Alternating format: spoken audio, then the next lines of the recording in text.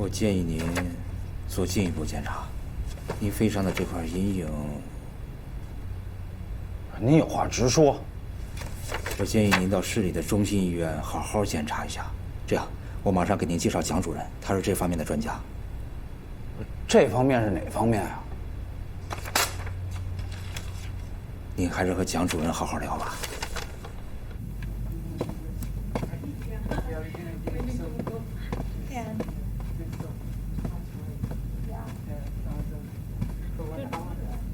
主任，主任，主任，办好了。什么东西办好了？安全阀啊！我拿着你这个电话本找到了一个源头的制造工厂，设备质量不但不比之前那批差，而且还省去了中间商，价钱上更便宜了。哎，主任，你怎么了？没事。哎，你让我缓缓。哎呀，这根弦这2天绷得太紧了。主任，咱现在是不是就有脸回去了？有脸了。走，富贵，咱们给佳明打电话去。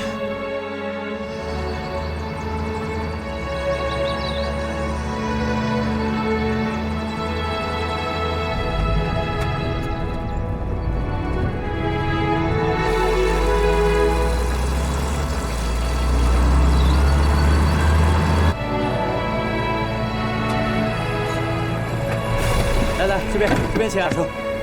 欢迎各位专家到来，叶所长在里面等着大家。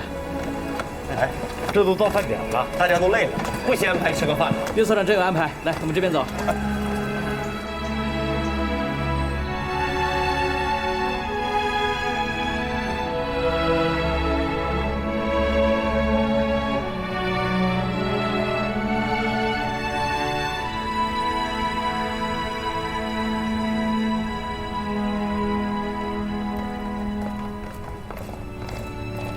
叶总，哟，佳明啊，来了，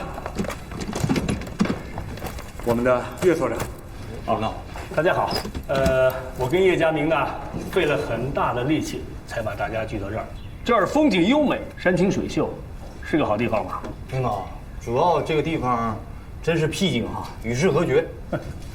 这位同志说的不错啊，这是咱们的福地，很适合咱们干点大事。领导，到底是什么大事啊？我们都迷糊一路了，搞得神神秘秘的。别这么着急啊，都进来，行李放下。哎，怎么样？挺好吧？挺好的。坐啊，同志们，说正事之前呢，我先给大家说点别的啊。多国协定，想必大家都已经知道。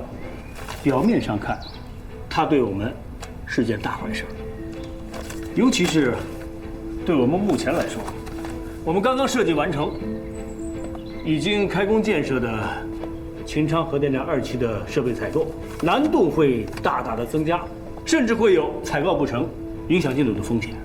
但是从另外一个角度上面来说，这对咱们来说是件大好事。为什么这么说呢？外国人看到咱们进步了，他们害怕了，为了遏制咱们，就开始卡咱们的脖子。可是这一卡不要紧啊，把咱们的脑子给掐醒了，让咱们更加的明白，高精尖的核心科技还是得靠咱们自己，得自力更生啊，是不是？我记得就是在这儿，26年以前，我们造出了中国第1代核潜艇陆上模式堆。那么今天我把大家聚到这儿来啊，不为了别的，就为了一件事儿，那就是咱们要齐心合力，研发出属于咱们中国自己的自主100万千瓦级的核电站。100万千瓦级。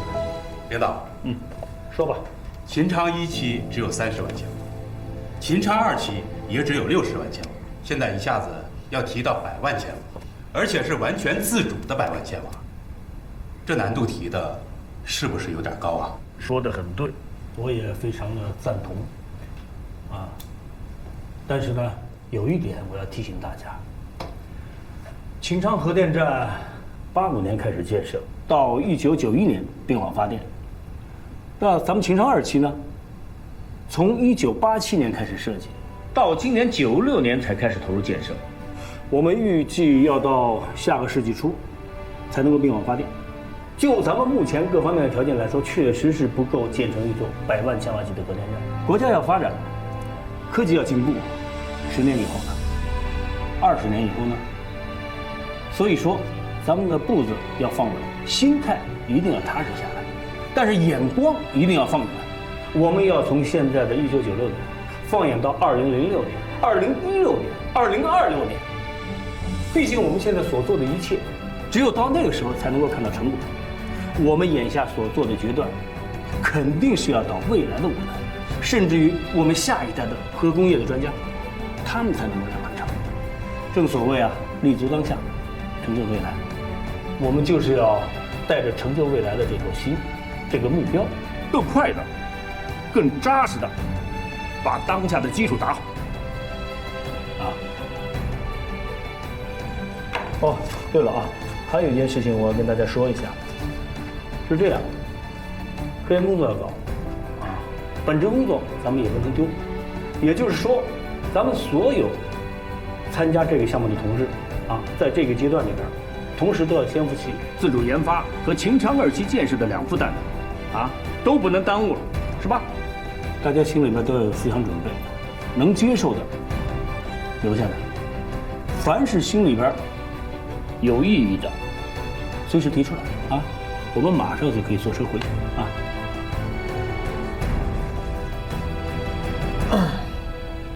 怎么了？你打算走啊？我是想问，领导啥时候吃饭呢？大家伙坐一天车了，肚子嗷嗷叫唤呢。领导，不吃饭就没法好好干活，对吧？对呀，不叫。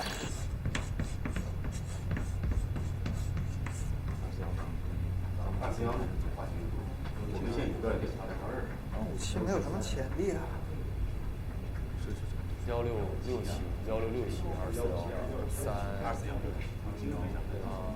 都写完了吗？这就是咱们目前所能够想到的所有方案，大家谈谈意见吧。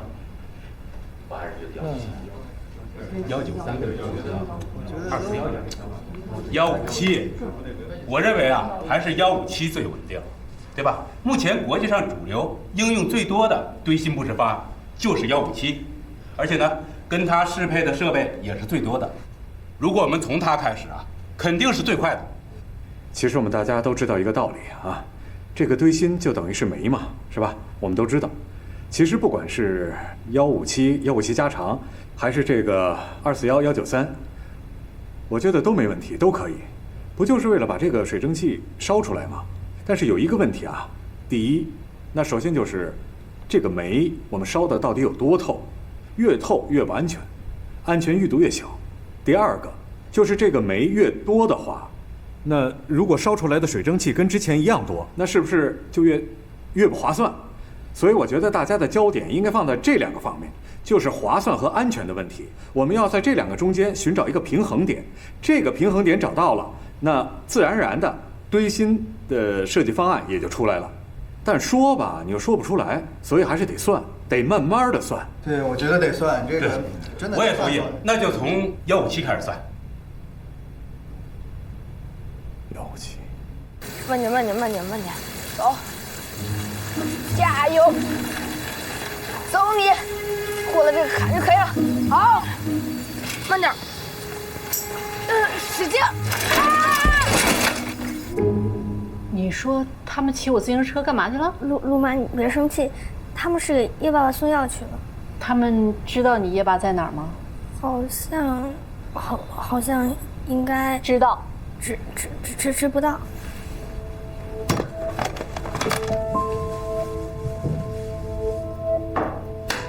我们啊，只是从显而易见的经济性上淘汰了241这一个方案，现在呢还剩下3种，总参数上都相差不多。我提议啊，咱们就以这3种方案的总参数作为输入，计算下面各个环节的参数，逐个的进行比对。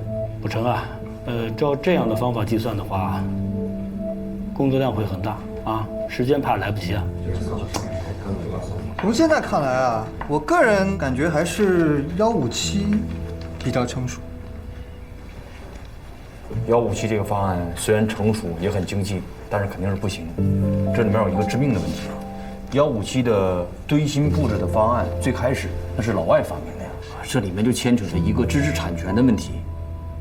我们现在要做我们自己的自主核电站，我们一定要避免这个问题。所以我认为啊，最应该排除的就是157这个方案。这个贝塞尔级数分布是这样的哈。燃料的组件呢是四个这么加上去的。我认为现在我们能够参考的分别是169、173、177和181这4个方案，但到底是哪一个呢？我这边也没有想好。177，你怎么知道的？我们这还没有算出来总参数比对呢呀。我粗略的换算了一下。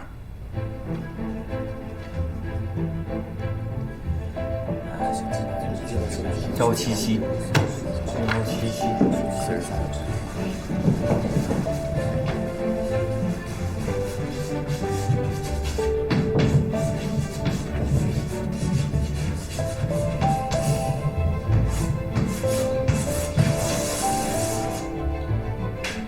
这个方案，我觉得值得讨论啊，绝对具有知识产权。同意叶嘉明的他的想法的人，可以跟他结成一个小组，咱们一起测算，加快速度。177是吧？这研究吧。叶哥，你来一下。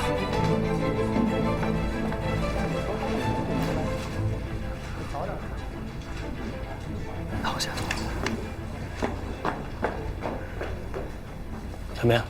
小明，出什么事了？我的孩子们骑自行车过来找我了。行，我们赶紧去吧。那我过去了。林奇，你那胳膊还能动吧？我脑袋里已经想到陆妈生气的样子。这次我据说都是我的主意。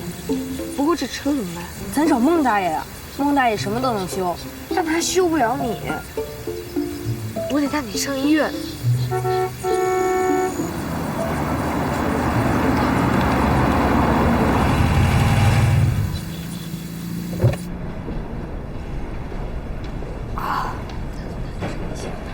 小朋友，按照你们给的电话号码，我已经给秦昌核电站打了电话了。你们的父母正在赶来的路上，你们不要到处乱跑，就在这待着啊。他腿都成这样了，你们想跑就跑不了。没事儿，过2天就好了。谢谢你啊，叔叔，谢谢你。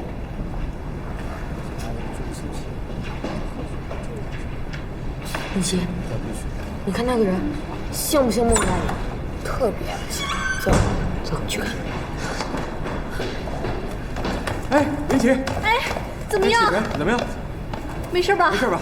爸妈，都是我的错，你们别怪林奇。不是我的错，车钥匙是我偷的。啊，行了，你看俩孩子态度都不错，能主动承认错误，这就证明以后不可能再出现这样的事情了。还以后？你还想要以后啊？我跟你讲，这件事情就怨你。你要是带药，就不会出这事儿了。是，怨我，我保证以后。不，既然都来城里了，那就带他们吃点好吃的，行不行？想吃什么？叶爸，我刚才碰到孟大爷。在哪里啊？他从这里进去。呼吸。去看看。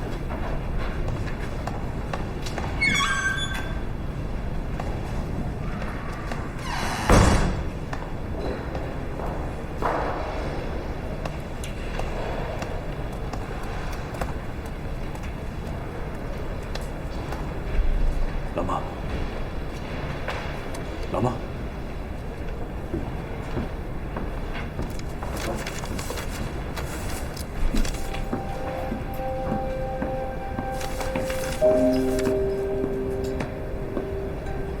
为什么会是我？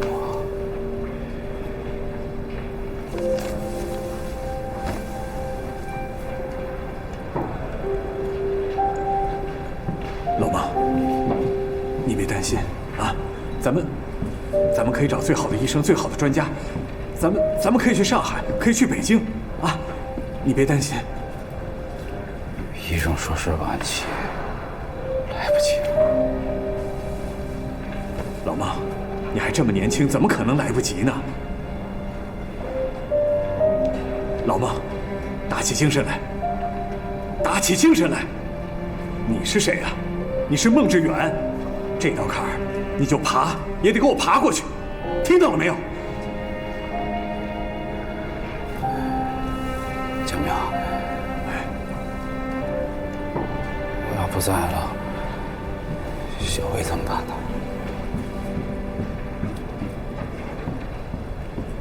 帮我把张兰叫回来，我同意跟他离婚，让他把孩子带走。你先别想这么多啊，咱们先想办法治病，行吗？别想这么多了啊。这是咱们家所有的存款，你给那个老孟拿去吧，让他好好治病。那么好的一个人，咱们要竭尽全力的帮他。你跟他说，如果他真想做这个亲家的话，就让他好好治疗，啊，好好活着。我问过医生了，他最多还有1个月。哎呀，甭管是1个月也好，1天也好，那也得治啊，是吧？你说他要是不在了，小薇怎么办？这么小，你是不是太不公平了啊？是我照顾小薇，但是怎么也不如亲爸亲妈吧，对吧？你说如果老孟要是再有个3长2短的，你说这对于小薇来说，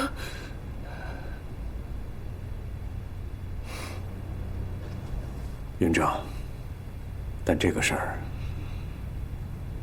我们还是先别告诉小薇。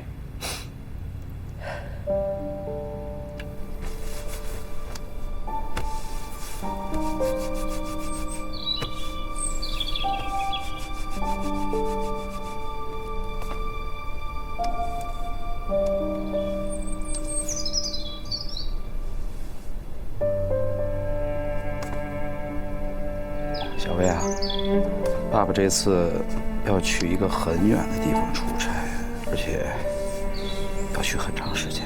很长时间是多久啊？我也说不好。所以啊，妈妈会回来接你走。去国外吗？对。那我想你了怎么办啊？爸爸去的那个地方啊，不能打电话，也不能写信。什么破地方？爸爸，你不去可以吗？哎，你眼睛怎么了？啊，没事，刚才好像进了个东西吧。我帮你吹吹。好了，谢谢女儿。孟小薇，你出来了没有啊？爸爸，林姐起身约我去图书馆。去吧。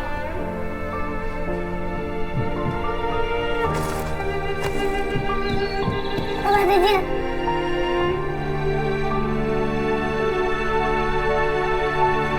再见。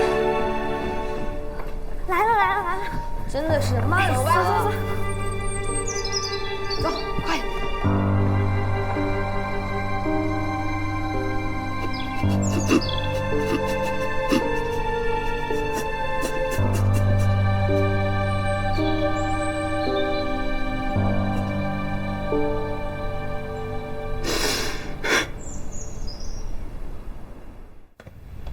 以前啊，我一直都是一个绝对的理性主义者，只相信科学。但我现在忽然间特别希望能有奇迹，哪怕是交换，只要我有的都给他。我就是希望能够让你多活一段时间。贾明，谢谢你。这生老病死啊，人之常情。这些天啊，我也想开了。其实我这辈子也挺值的。你想啊，干的是这么一项伟大的事业，还有个可爱的闺女，还有你和天成这样的兄弟。老孟，要说堆心是心脏，堆心周围的管道就是血管。咱俩这辈子，我负责堆心，你焊接管道，不就是心脏跟血管的关系吗？你要是走了，我这个心脏该怎么办？佳明，这你放心，我老孟带出来的徒弟一个顶一个好，我走了还有他们呢。咱中国人干革命，那不就是一波倒了又有一波顶上来吗？哎呀，我就想着，什么时候咱们中国真正自主研发的100万千瓦级核电站建成喽？到那时候别忘了告诉我。哎，对了，还有，等我死了以后，把我那把焊枪给我带上。干了一辈子呀，我怕我到那边闷得慌。别说这些晦气的话。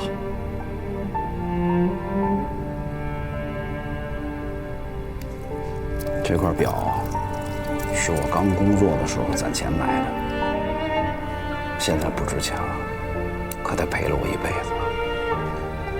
送给你，留个纪念。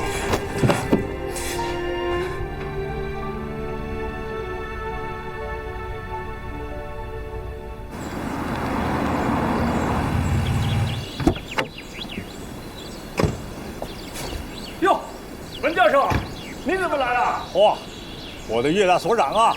什么岳所？您可千万别这么叫我，我可担不起啊！您等着我，我下楼啊。来了，欢迎欢迎啊，文教授。您怎么有空过来啊？欢迎欢迎啊！挺忙啊。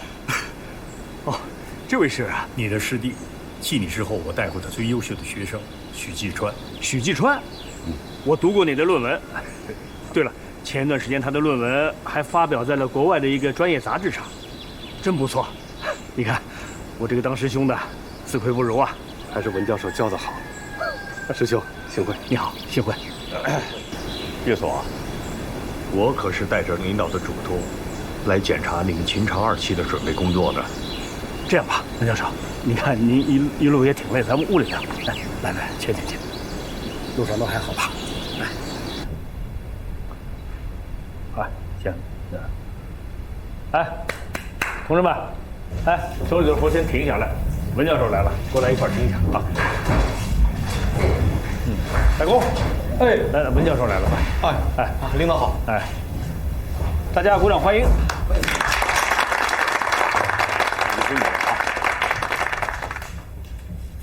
这来这干啥呀？审查下工呢？季川，这177你怎么看？193。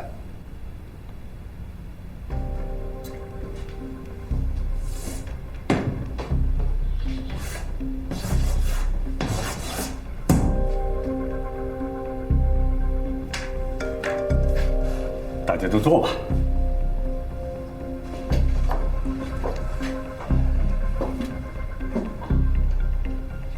那个文教授，这是要改成193的这个兑现方案吗？是这样哈，177自主方案呢是叶副所长根据论证推举出来的最合适的方案，然后我们大家伙呢都已经根据这个方案，在进行各项数据的核算了。在兑现的研究方面，许继川比叶家明更有经验啊。继川，说说您的看法。我个人更倾向193。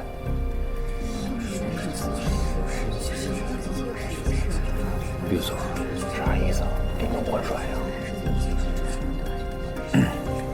哦，文教授，您来的正巧，我呀从附近的老乡那边买了2只土鸡，要不咱们边吃边聊。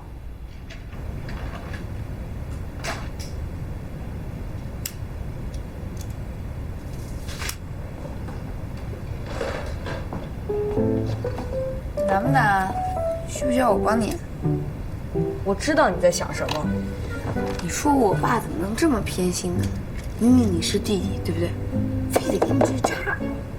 我这可是最新款。最新款虽然速度快，但稳定性差，很容易翻车。我这是老板，稳定性比你那强多了。我爸呀，太想着我，我不能像他一样。你比我小，我得让着你。你想怎么让我吃点亏？给你换。我才不信你的鬼话呢！我是怕你跟别人比赛的时候会输，懂吗？给我吧。这是林叔叔送给我的。你以为我爸为什么送给你啊？还不是因为你是我弟弟，是因为你吃我家住我家，你晚上都过意不去了。你以为我喜欢吃你家住你家呀？你不愿意可以回去，抢我车干啥？我今天就抢了。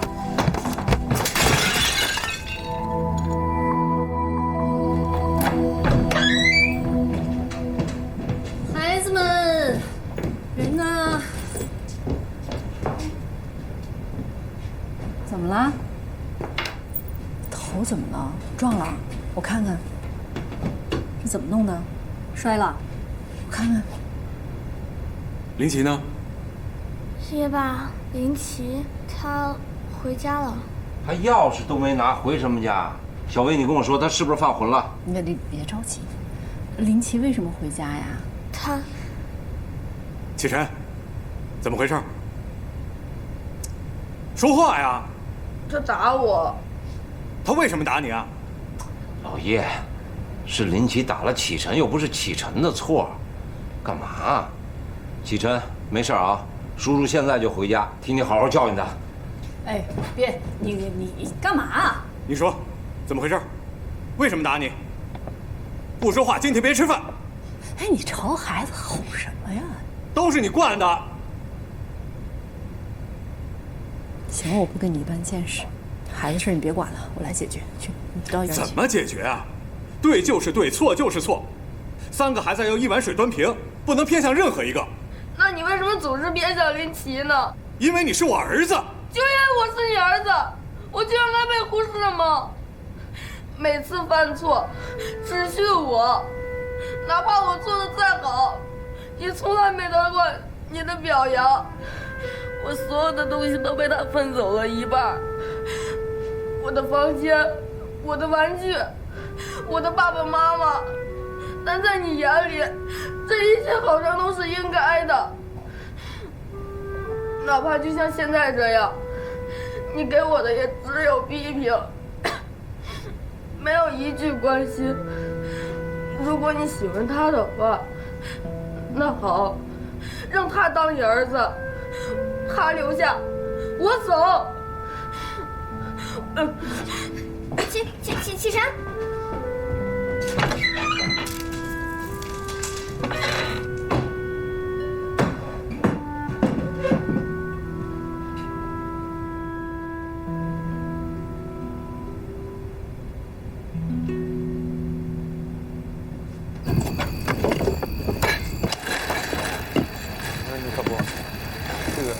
这个没问题。哟，好吃的。叶副所长，你还知道回来呢？我以为你不回来了呢。家里有事儿，去处理了一下。家里事儿处理完了吗？啊，家里事儿你再处理不完啊，这边有人要把你给处理完了。夏明啊，哎，来跟我来一下。来，文教授，文教授，来，夏明，来我介绍一下，这位是文教授，啊，文教授叶嘉明。叶嘉明，你好，选人。许继川，你好，你们坐啊。许继川，叶嘉明，久闻你的大名了，今天一见，没想到这么年轻。啊，我在一些国外的杂志上看到过您的文章，确实是非常难得的好文章。咱们俩别相互吹捧了。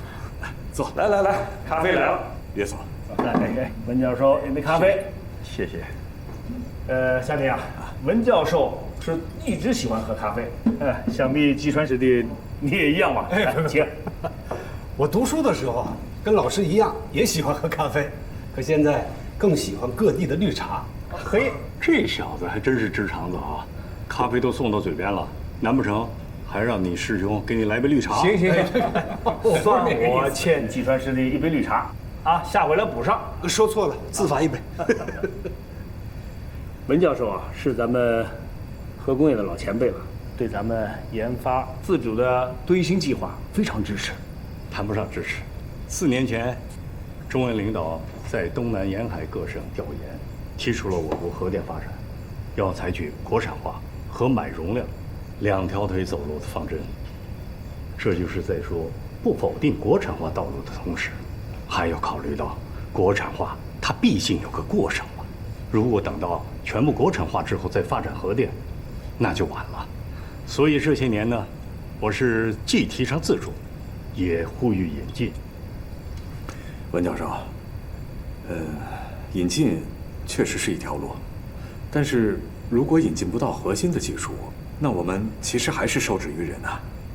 我们现在在搞自主研发，也不妨碍秦昌2期的本职工作，这不是挺好的吗？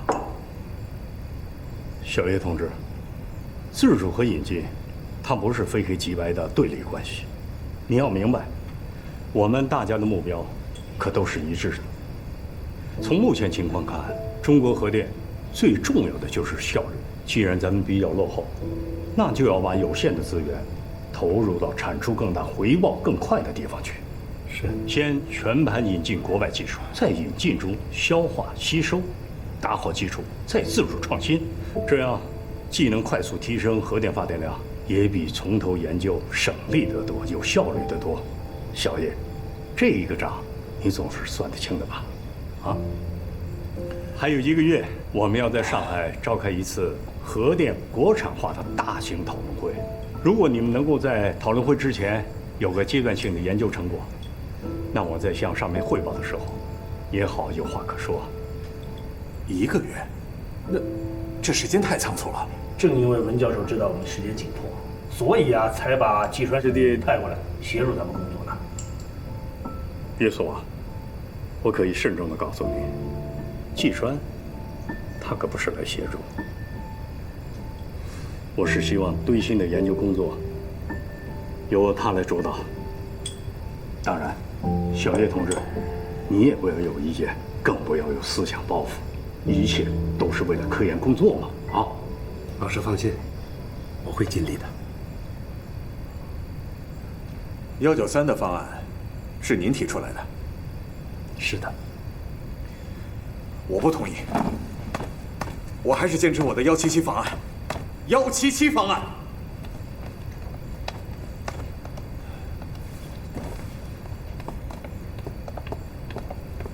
我认为193堆芯的设计方案相对更稳妥，这绝不是针对你。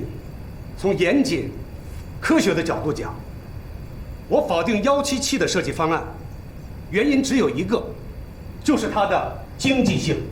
目前我们所有的想法很新，很超前，国际上根本没有先例。这意味着什么？意味着我们所有的配套设备都要从零开始，都要从头研发。那您不觉得，正是因为没有先例，这恰恰是它的优势吗？如果我们整套核电站全是我们的自主知识产权，那到时候外国人就不可能过来找什么麻烦，而且我们也有可能把我们的这个产品卖到国外去。贾明，有句老话呀，叫思见虑远。我们现在是要拿一个初步的设计方案去上报啊，所以我觉得193在各个方面它具备成熟性。我认为相比177，那自主知识产权更有优势。实在不行，我们就选择157啊，那个加长版，它也比引进的方案成本降低得多，优势更明显呐。我不同意你的看法。157的加长版到现在还存在着知识产权的问题，而且我也不认为它在经济上一定有很大的优势。我恰恰认为这个设计方案从最开始要比的是什么？比的就是长远的思路。我们的上级领导，他们的眼界一定比我们开阔，他们不会在乎眼前的这点利益。而且从长远来看，中国在很多地方都需要实现完全自主。我们腰杆子硬了，谁还敢来欺负我们？既然我们要自主，我们就应该拥有自主的这种长远思路，这才是我们搞自主的核心优势。行了，佳明啊，季川，听我说一句啊，既然现在谁都说服不了谁啊，那咱们就用老一辈的精神来办事儿，好吧？用数据说话。当年我们研发氢弹，不也是为了刀刀巨变、刀穿巨变、争论不休吗？后来每一组负责一个科目，不也解决了吗？那么咱们现在为什么不能照着这个方法来呢？这样，夏明你负责177，季川你来负责193。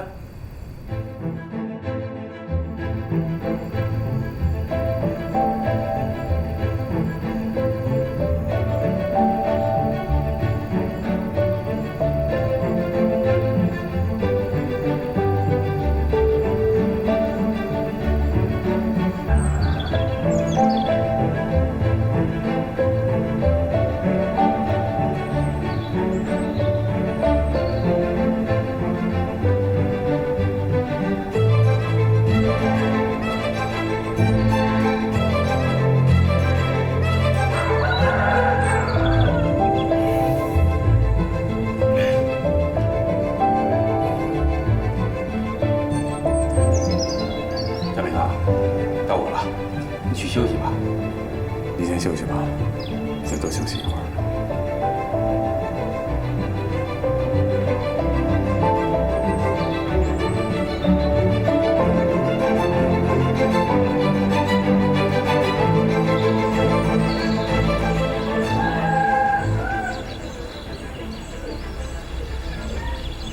看啥呢？哦，早大哥，我再早也没您早啊。哎，佳明昨晚没回去吧？我估计这点可能还没起床呢。是。你们呐得抓紧时间计算了，不然等他起床的时候，这计算结果没准早就出来了。谢谢你的好意，但是我要告诉你，大公，我跟佳明可不是对手，我们是要一起寻求共赢的。但是总设计师的位置只有一个呀。我喜欢你说实话，但是我要告诉你，总室的位置，那是我的梦想。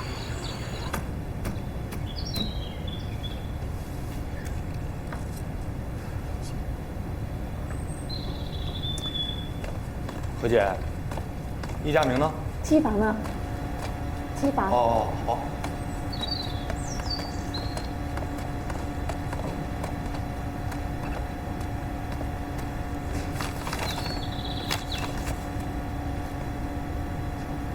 佳明，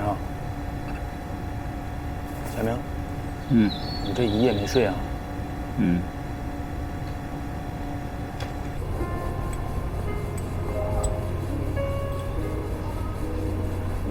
安全阀的事情你处理得不错，我代表 AG 集团向您表达歉意。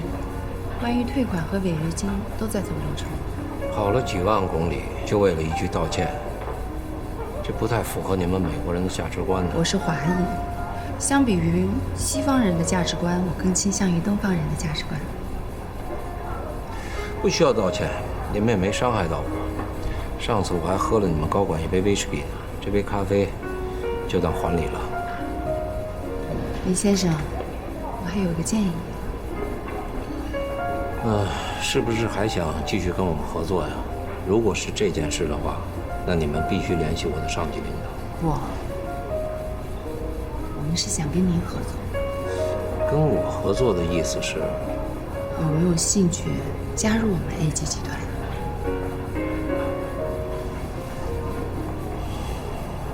挖我？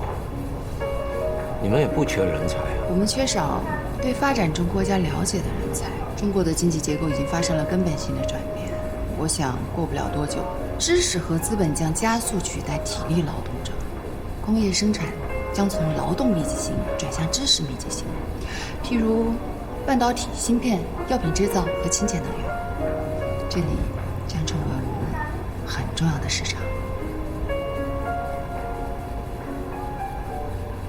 你们拿这里当市场，我把这里当家，道不同不相为谋。你不想听听我们的条件吗？天上掉馅饼，地上有馅卷，算了吧。你们已经吃过一次我给你们的馅饼了。这话什么意思啊？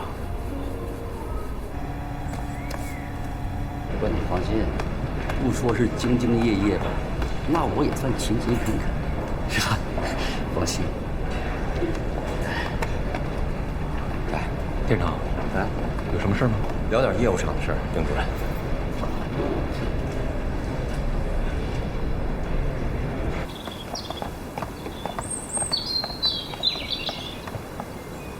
主任，找我什么事儿啊？小丁，我平时对你不错吧？那何止是不错呀，在您手底下干活，能学好多东西。您对我的好，全记在心里。咱就不来这虚的了啊！我这人呢，实用主义者，特别实在。我问你，美国那家公司是不是给你什么了？不是，你什么意思？我没听懂。装糊涂就没劲了吧？都是干采购了，那价格有没有水分，我看不出来吗？咱俩可是一个账号里的战友，一根绳上的蚂蚱。是谁跟你说什么了 ？AJ 公司的人呐，人大老远从美国跑过来，问我那份拿着没有？我可是一分钱都没见着。他们给我的解释是，以为在美国得罪了我，但是呢，又想继续跟我合作，就介绍了这家新公司给你，是这么回事吧？是，确实是他们先联系我的。一个女的说自己是华裔，英雄难过美人关，这我能理解。但是你吃独食就不好了吧？主任，我本来就想告诉你的，但是我怕你说我。他们给的那笔回扣款刚刚到账，我1分钱没动。这我能理解。但是你吃独食就不好了吧？主任，我本来就想告诉你的，但是我怕你说我。他们给的那笔回扣款刚刚到账，我1分钱没动。说实话，那真是一大笔钱。我就这样按部就班上班的话，一辈子也挣不来那么多钱呀。主任，咱俩37分，我3，你7，28也行。丁富贵，1分钱不能少，你给我上缴了。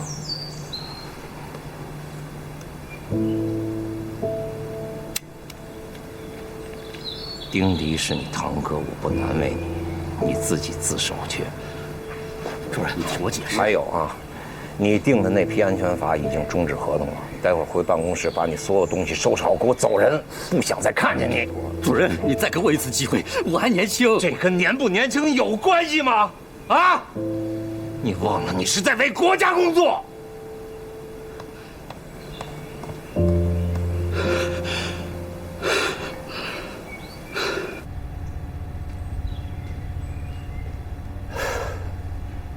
大公，岳所，吃了没有？没吃啊，别说吃饭了，一口水都没喝，一天一宿了，这人就在那自言自语，魔怔了。过去我们点灯熬油、攻坚克难的时候，还不是争秀的不睡觉吗？怎么到你们嘴里就出问题了？就是嘴里的问题啊！你看，人的嘴一直在自言自语，多吓人呢！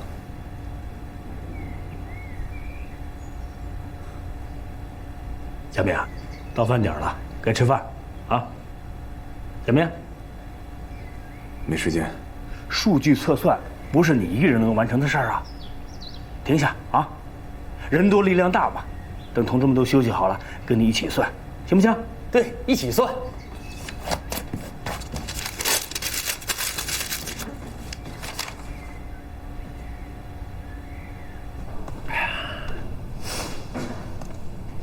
嘿，丁主任，您怎么现在才来吃饭？食堂已经下班了。哎呀，店长，咱俩认识多少年了？跟我说话这么客气，还您呢？您呢？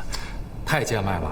这，您是领导，当年如果不是您对我们批评教育，惩罚我们擦食堂、擦礼堂，那后果不堪设想。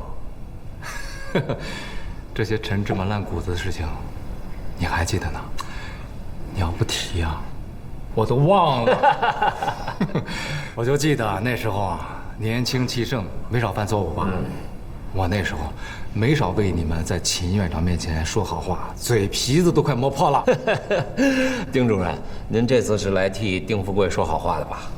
不，恰恰相反，这件事情你处理得非常好。哎呀，没想到我这个堂弟丁富贵太让人失望了。不说别人，就是他爸爸，我亲叔叔，是个老红军，曾经为解放呢做出过贡献，有心脏病，去年做手术差点死在手术台上。哟，你说这事让他爸知道了，不当场气死？那可不是。这丁富贵真的是这么糊涂呢？切！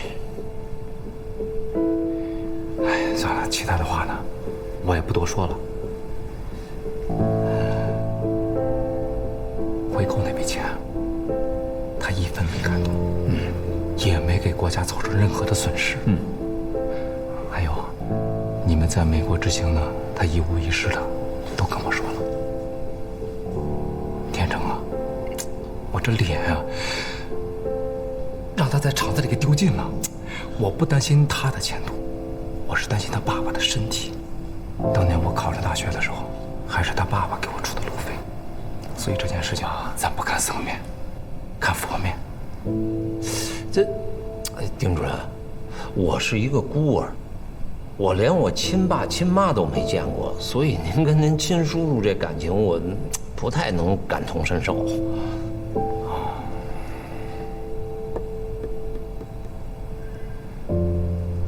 当副主任有3年了吧？3年多点了，是时候该转正了。那感情好啊，所以这件事情呢，请你高抬贵手，您就能帮我。你帮我，我也帮你。但是我怕您帮不好，回头再把我摔了。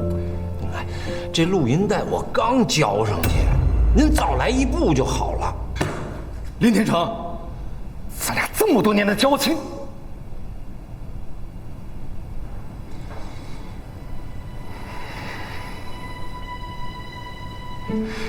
人呐，都有走背字的时候。我就不信这么多年你没犯过错误。你在美国的时候，所有的账目都能说得清清楚楚吗？不光这事，我还知道 AG 公司在挖你，对吗？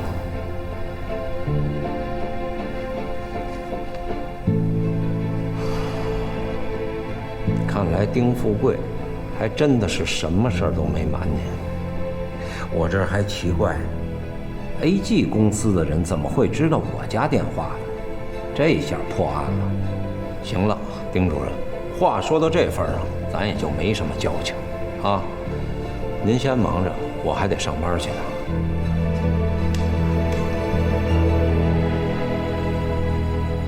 早中晚饭后一次一片。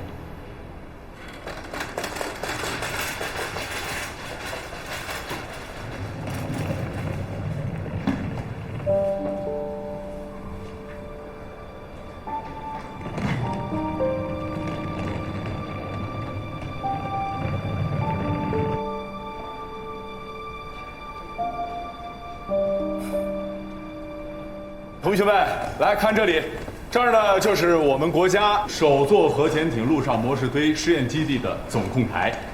大家看这儿啊，就在这个总控台前，当年有许多的爷爷是历尽了艰辛，克服了很多的困难，才发出了我们国家第1度核电。大家看看这个总控台上的这些按钮，是不是很神奇？很漂亮，对不对？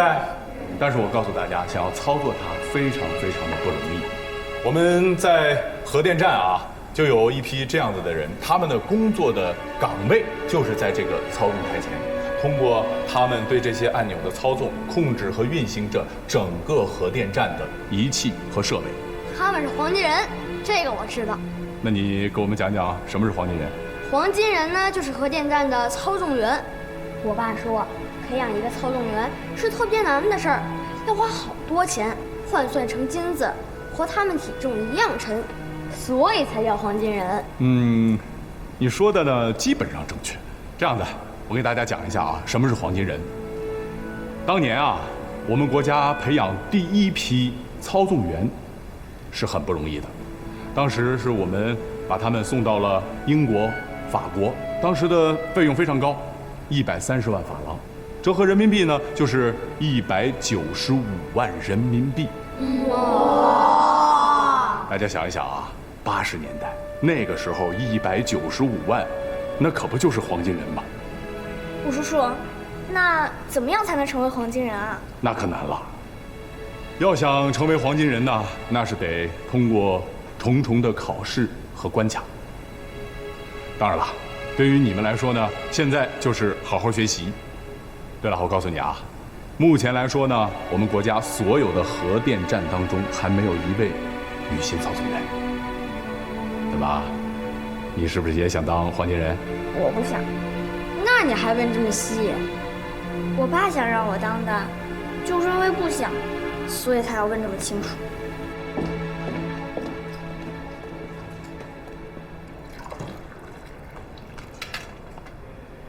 你瘦了吧？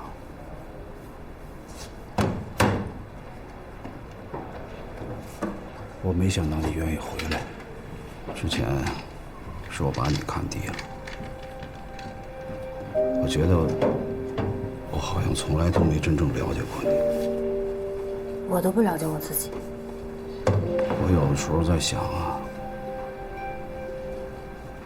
当初我要能对你再好点儿，可能也不会是现在这样。现在还说这些干什么？夫妻姻缘都是定数。丸子，你别忙活了。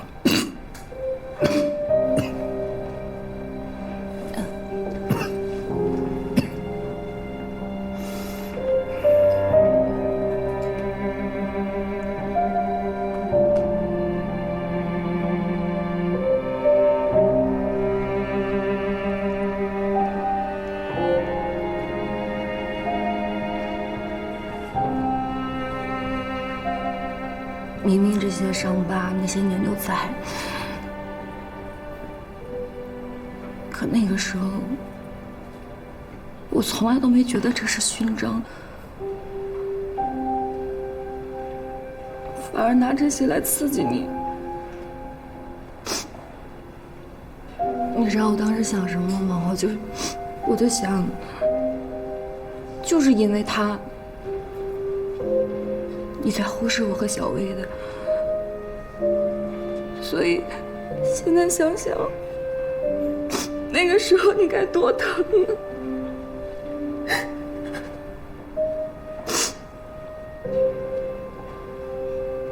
哎，洗手了吗？洗了。我检查一下。不错，是吧？别抢啊，还有呢。掉进去。你们俩和好了？鲁妈，那还真没劲，明明和好了还嘴硬。来了，来了。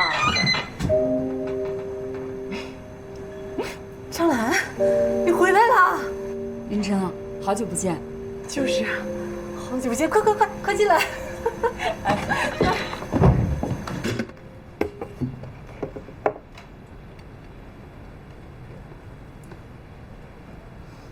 这条裙子我可是选了很久呢，也不知道你喜不喜欢，试试。试试啊，喜欢，他最喜欢这个颜色了，是吧？来，好看吗？啊，这太好看了，你看正好，不大不小，你看看。我看看，这是短袖吧？那试试就知道长短了。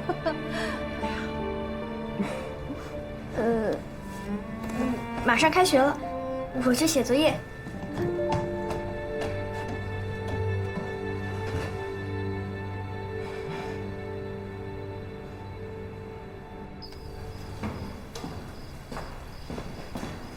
小叶，哎，馆长，你可真能折腾我。对不起，馆长。我确实有急事儿，这么多年了，我都习惯了，也就是你小了。钥匙给我。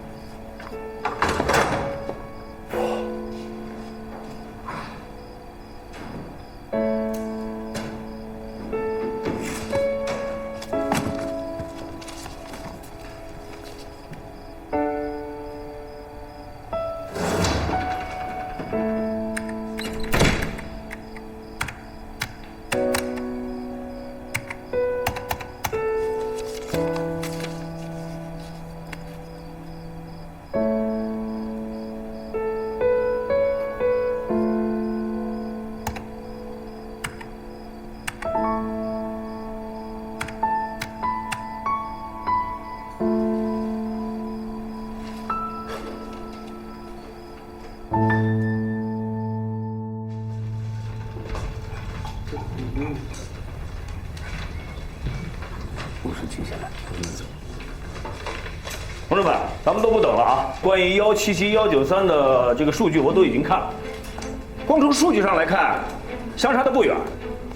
来，大家都坐下。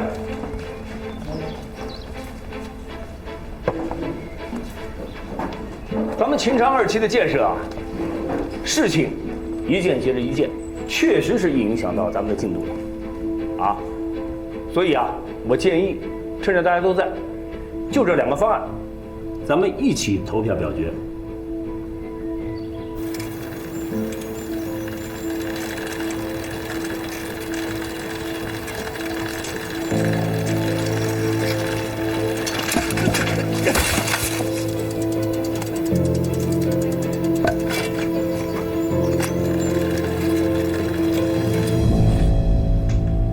193 12票，177 6票。怎么样？说说吧。岳所，大家也都看到了，票数很明显，193已经超过半数以上。接下来，我们就该论证实践。我有新方案了！设计配套方案。我有新的方案了！我有新的方案了！我有新的方案。这是什么情况，嘉宾？怎么弄这一身泥啊？我有新的方案了。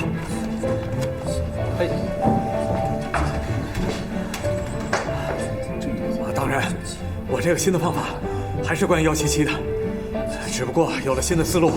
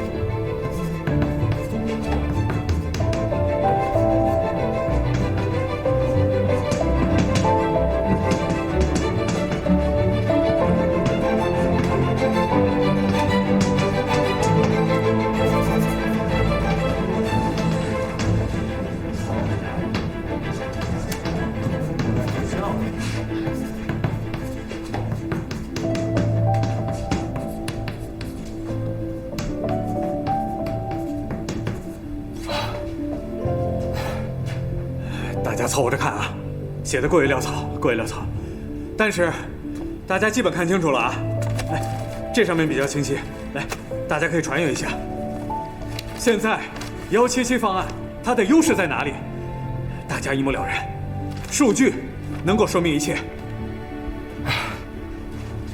岳向明，你刚才擦掉了，这是我们全体的投票啊，193 12票，177 6票。啊，我知道。你这个公式我刚才看到，你是改变了基础数据是吗？对，是。主要的就是经济方面的，我放弃了从一开始就想全盘自主化、国产化的想法。我查阅了采购部的资料，在国际上，我们可以买到便宜的，又可以达到我们质量要求的配套设施，这样可以确保177方案能够又快又好又便宜的实施。在这个过程当中，只要我们自主研发的配套设施能出来，马上就可以替换进口的所有的配套设施。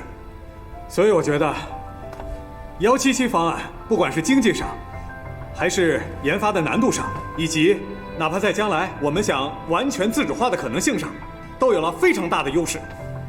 所以在这点上，我是非常的有信心。因此我觉得大家可以再考虑考虑177方案。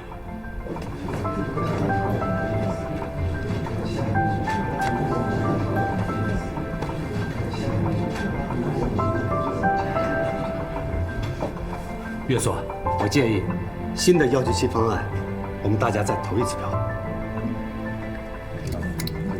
行，我同意，重新投票。你们投票。我就歇一会儿，我睡个觉。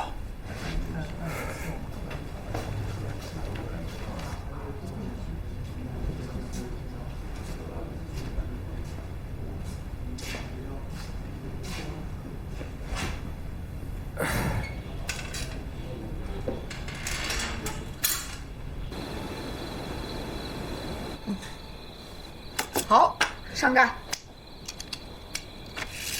哇！这真是绝版限量款的车了啊！全世界第一台，给它取个名字吧。兄弟号怎么样？可以。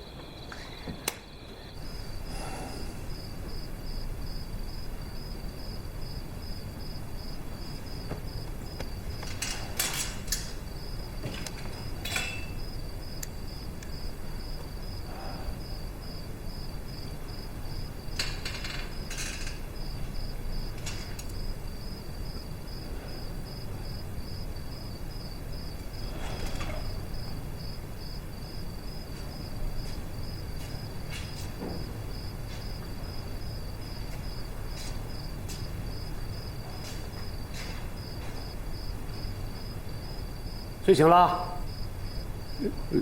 这人呢？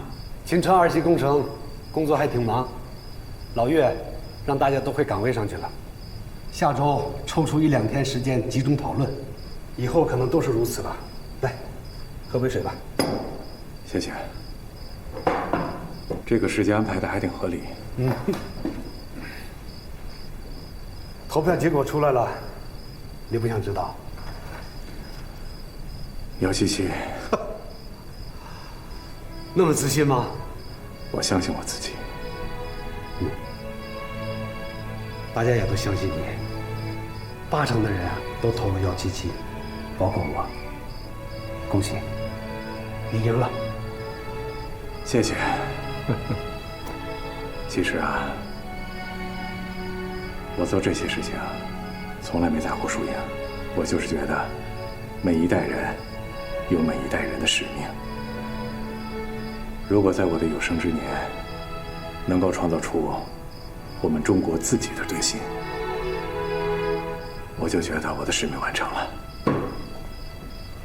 前路漫漫呐，越往后走，困难一定会越多。是啊，困难一定很多。实验、研发、生产、建造，都是问题。但是我觉得，只要我们再努力争取，其实很多东西我们完全可以内部克服的。怕就怕对内自主研发推不动，对外国际上对我们进行施压制裁，而且还有一部分人老是想着拿来主义。佳明啊，你这么说不完全对。文教授私下里总说，未来我们一定要全面国产化。可是你想，国产化、自主创新，啊，哪儿那么容易呀？它得需要一个过程嘛。所以文教授支持现在我们引进，也符合咱们国家以我为中心、中西合璧、以我为主、中外合作的发展方针。季川，我不是不同意喝咖啡，但是如果全世界都喝咖啡，那以后谁还记得还有茶这个东西啊？如果全世界只有一个声音、一套话语体系，那如果以后咖啡不好喝了，你就逼着自己也得喝下去。为什么呀？因为我们都丧失了种茶造茶的这种能力。我也还是那句话，我不是不同意引进，但我不同意核心技术的引进，因为只有我们自己掌握了核心技术，我们才能够拥有话语权。你明白我的意思吗？明白。见你之前，我在想，我说叶佳明是个什么样的人？是不是跟我是同类人？啊，通过这段时间的接触，我发现你比我想象的更直接、更率真，又臭又硬。不是那个意思。你是我见过聪明人里最有毅力的。你的偏激、执念，正体现了我们科研人身上的那股求真务实的本性啊！如果在战场上，你一定是那个我敢把后背交出来的兄弟。但是，有句话我想说在当面。你说，我们科研工作，竞争才有创新。总师的位置，我不想放弃。希望你也一样。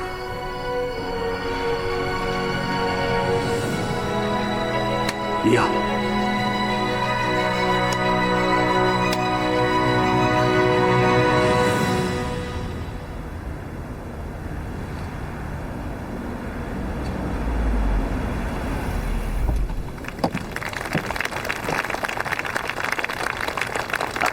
戴维斯先生，欢迎你啊 This is President Yue. Nice to meet you, President Yue. We all arrived, huh? So let's get to work. Where's the safety valve? 就直接开始工作吧。安全阀在哪里？就在里边，里边请吧。啊，好好。这就是技术指导。戴维斯先生，这就是你们通过海运运过来的安全阀。我们好不容易把它盼到了，但是呢，安装上之后试运行出现了问题，始终满足不了运行条件。What exactly is the problem? 具体问题是什么呢？按照规定参数，安全阀要自动开发泄压啊，可是测数参数到了，始终打不开。 But when the test parameters are reached, Okay, let me explain to you clearly. All our exported equipment goes through a triple process of quality control. It is pre-assembled, then it is tested for strength, it is tested for sealing, and it goes through a test run. All of that is done before leaving our factory. So, after it is installed on location, if it doesn't work, it's not our problem. 那这不是我们的问题。等会儿，你给他翻译一下来。他是怀疑我们把设备弄坏了吗？这个设备来的时候我们连碰都没碰过，怎么？大公，我们的目标是解决问题，不是制造矛盾。开始。You shall begin. Please step back a little. 好，请后退一点。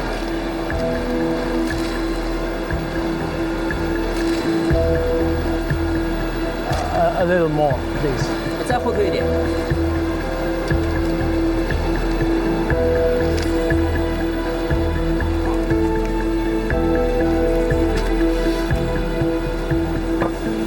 他们这几个人怎么了？都是保卫科的，还来了这么多人，到底怎么回事？我也不太清楚。哎，你们是哪个部门的？林副主任。 有群众举报你在国外采购安全阀的过程当中有贪污受贿的行为，被群众举报了。这群众是不是叫丁黎呀？丁正同志，你不要有抵触情绪，我们呢也是按照程序在办事。不过请你放心，我们会认真的核实，不会冤枉一个好人，也绝不会放过一个坏人。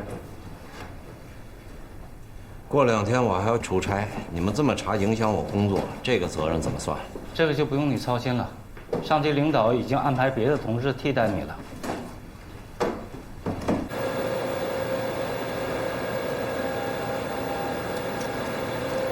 Okay, now it's time to take a break. So I'll be back in a moment. While I'm away, please don't let anyone approach this zone. If something disappears, I don't have any spare parts, so we would be in trouble. You may have some bad experience in other countries, but in China it never happens. Any problems you found? Maybe a spring, maybe a valve stem, maybe a screw. I have to check. Can I take a look at your paper? No, this is top secret. It's copyright, you know. But today you had so many engineers surrounding me, watching me like hawks. If you haven't picked it up so far, I mean, I wonder how one day you can make those things by yourself. All right.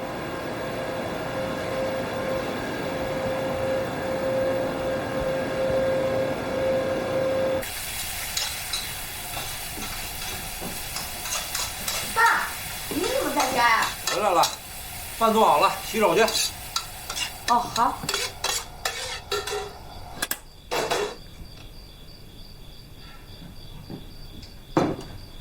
好久不做饭，手都生了，都是你爱吃的啊！麻婆豆腐、青椒炒肉片，来吧。老当益壮。瞎用成语，快吃吧。哎，对了，爸，你怎么不出差了？不去了，休息一段时间，正好这段时间陪陪你。你不是老嚷嚷着不陪你吗？这回有时间了。那你能带我出去玩吗？我们就知道玩呢。作业写完了吗？你陆妈都跟我说了啊。虽然你作业每次都能完成，但都得拖到睡觉前。这是，成绩一直不错，都是班里前3，但你这拖延的习惯就不太好。你还不如出差不在家呢。食不言，寝不语。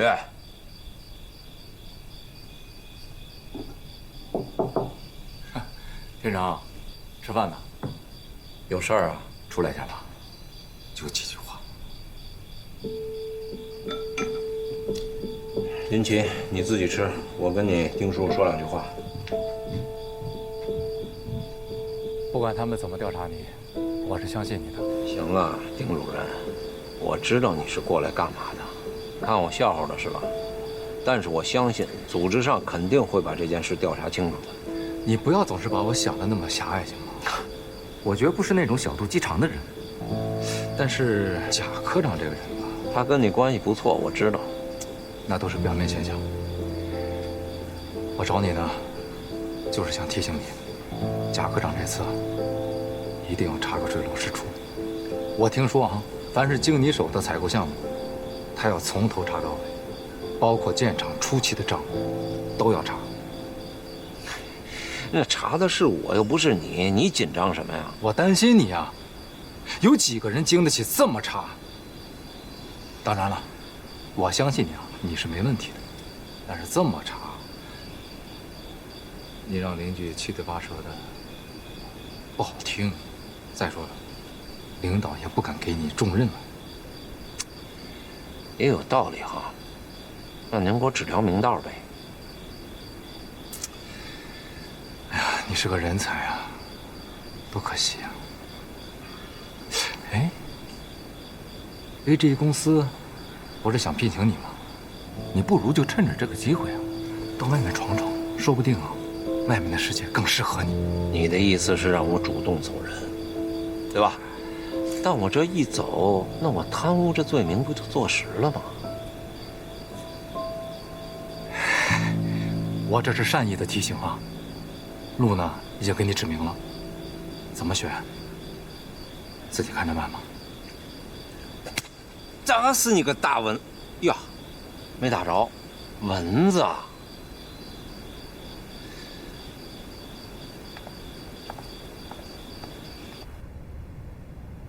他贪污？这不可能！我可没说他贪污，是有群众举报，找您来呢，也是为了核实一下他的情况。他的情况，其实不着急，等我问你，您再回答。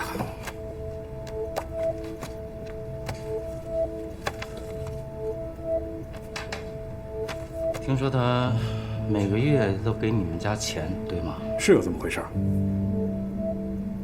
我跟他是朋友，他常年出差，所以他的孩子常年住在我们家。这个人呢，又不喜欢欠别人人情，所以他每个月寄的这个钱呢，都是给孩子的生活费、伙食费。那这些年他一共给了你们家多少钱？哎呦，这个我具体我就不知道了，这得问我媳妇儿。我们家是他出家的，所以，哎，他那都有记录，你可以去查。这个你放心，我们会调查的。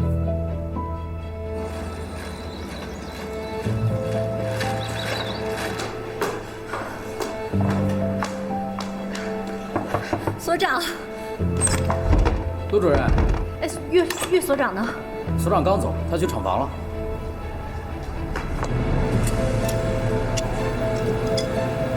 I need to go to the restroom. 戴维斯先生需要去一趟洗手间。Please, don't come close to the working area. All right? 请待在原地，不要靠近工作区域。Thank you. 干啥呢？这防咱们像防谁似的呀？啊，至于上个厕所还把文件给拿走了，这图纸全给带走了。就他上趟厕所，我一个月工资没了，这一来回多长时间？别说啊，你把水给控制着，别让他喝这么多水。我记得啊，几年前，美国专家来帮我们维修反应堆，他们是一天工作12个小时，干一天休息一天。我们的专家呢，就跟在后边学习一天，消化一天。没想到这么多年过去了，这种情景是一点都没变的。你说，按理说我们有最勤奋、最能吃苦的科研人员和工人，对吧？哦，造原子弹、核潜艇那会儿不比现在难。哦，怎么现在就让这么个小东西给卡住了，脸上没光了？岳所长，云哲，怎么了？怎么了？佳明，慢慢说。佳明被保卫科带走了。保卫科带走了？对，快！哦，大光，你盯着啊！我以我的人格来担保，他这个人不可能去贪污受贿。你的人格，你的担保对我没有意义，我只在乎证据。他从国外带回来的红酒，每一瓶都价值1个月的工资吧？关于这一点呢，我确实可以帮他去澄清一下啊。他有很多同学是在国外的，那些酒呢都是他的同学送给他的。是买的还是送的？我们会去核实。哎，约所，贾科长，今天是外方指导工作的第2天，佳明同志要是不在，指导工作没法进行啊。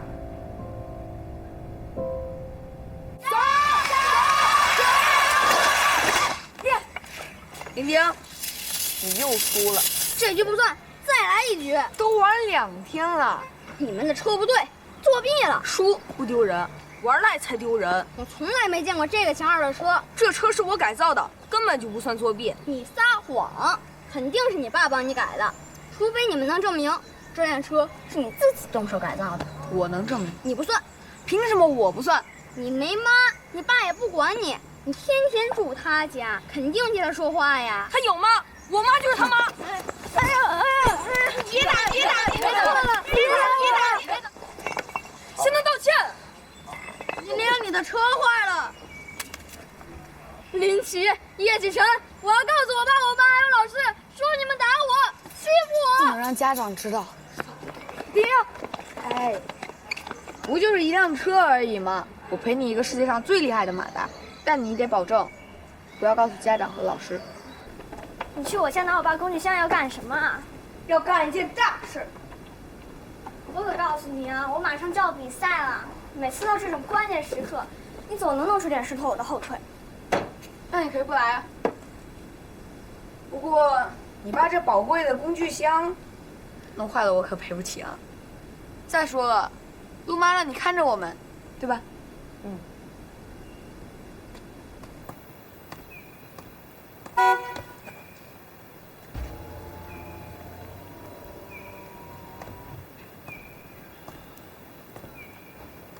不见黄河不死心，这么锲而不舍吗？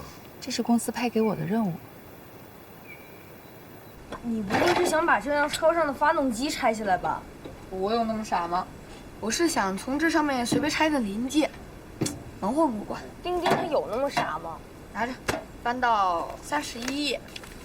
我答应丁丁给他一个世界上最厉害的马达。什么马达最厉害？当然是核动力马达。就这。你想骗丁丁，这办法能行吗？怎么不行？这车上零件那么多，肯定有一个和这装置长得像。你们是不是又闯什么祸啦？男孩子的事女生别管。我可警告你们，你们不能拆车，要是被大人知道了，指不定会惹出更多麻烦。我记事的时候，这车就在这儿了，这么多年了，没有人在乎它。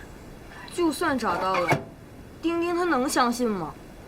这不是一个解决问题的好办法。先拆再说，就跟玩游戏一样，能过一关是一关。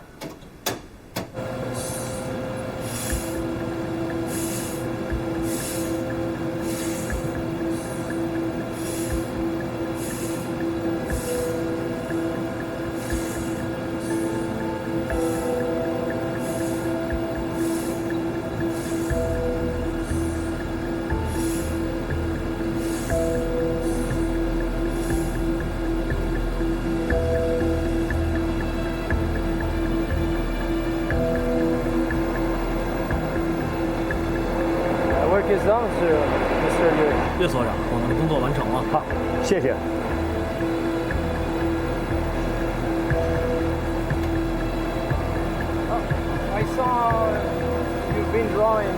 我看你刚刚在画安全阀的结构图，您看一眼吧。OK。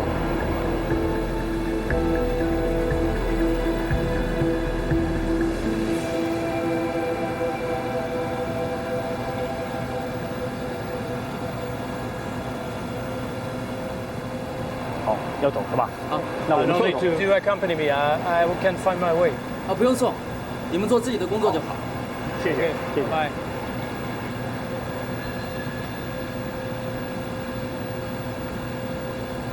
这戴维斯啊，还真有点意思，他至少告诉我们问题出在哪儿。人家就这么画了小小的一个圈儿，咱们多少感恩戴德啊！就这么一个小东西，差点把我们100多个亿的2期工程给卡住了。10几年前吧，我们去国外验收一批新的设备。依照合同呢，我们应该跟外方就一些技术的瓶颈问题跟他们学习交流。但是呢，交货的当天，人家就给了我们一本完工手册，里边没有任何关于产品的信息。到吃午餐的时候呢，碰到一个技术专家，那我们就把他围上了，就问他产品的生产流程、工艺技术是什么？你们猜人家怎么说？人家说这是公司的机密信息，不可奉告。那咱们这钱花的也太憋屈了吧？是啊，这些年啊，这方面的苦，我们可是没少吃啊。你们仔细想想，一台100万千瓦级的核电站，光是各种阀门就有3万多。虽然说我们能够生产出来一部分，但是核1级的安全阀还是得依赖进口。如果说我们连这么个小玩意儿我们都干不出来的话，那还谈什么完全自主化？岳总，我觉得我们完全可以自己来动手啊，不用受他们限制啊。对，咱们啊想到一起去了。这个国外呢对物理学啊研究的早啊，因此呢他们投入也大啊，再有呢他们的专家啊也就多。咱们虽说起步晚，但是不等于咱们干不成事儿。中国的核工业从无到有，不都是靠着老一辈建设者们拼命干出来的，对不对？